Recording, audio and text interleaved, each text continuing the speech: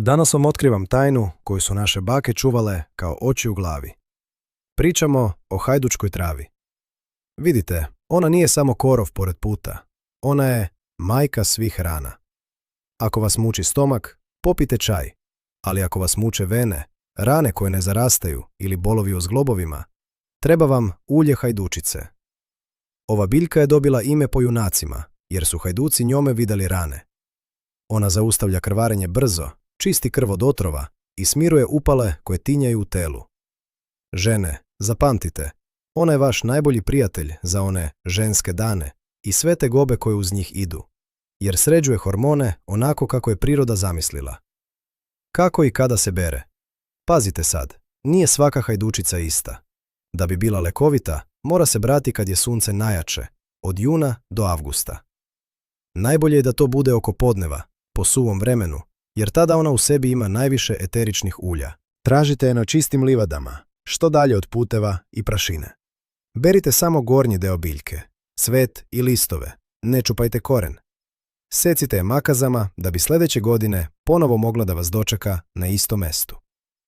Recept za ulje hajdučke trave. Pazite sad dobro. Evo kako se pravi taj čuveni melem kod kuće. Jednostavno je, a vredi zlata. Uzmite jednu čistu staklenu teglu. Napunite je do pola suvim cvetovima hajdučke trave.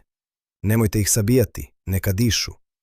Zatim, prelite to domaćim maslinovim uljem, ili ako nemate, može i suncokretovo, ali da je hladno ceđeno.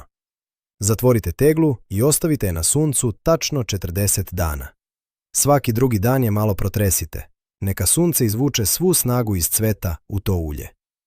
Posle 40 dana procedite kroz gazu. Dobili ste lek koji briše ožiljke, smiruje upaljene vene i pomaže kod hemoroida bolje od bilo koje kupovne kreme. To se nekad u svakoj kući imalo, kao prva pomoć.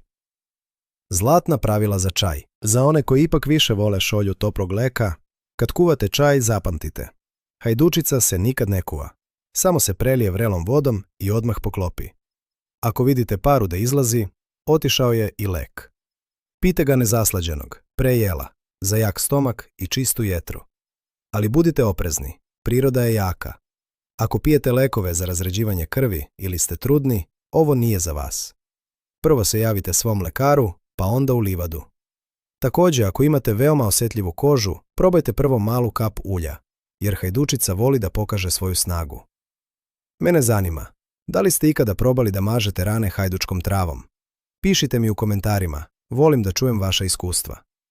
Podelite ovaj video svojim prijateljima, neka i oni nauče nešto starinsko i dobro. Čekam vas u sljedećem videu, ostanite zdravo.